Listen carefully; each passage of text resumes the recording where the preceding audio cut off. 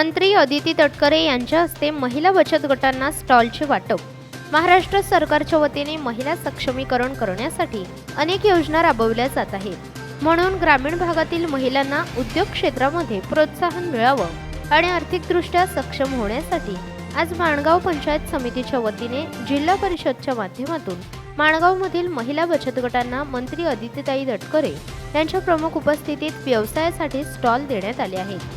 माणगाव तालुक्यातील एकूण 5 महिला बचत गटांना हे स्टॉल देण्यात आले असून यावेळी राष्ट्रवादी काँग्रेस तालुका अध्यक्ष सुभाष केकाणे, महिला तालुका अध्यक्ष संगीता बक्कम, उपतालुका अध्यक्ष शारदा यादव, सरपंच राजू शिर्केसह पदाधिकारी उपस्थित होते।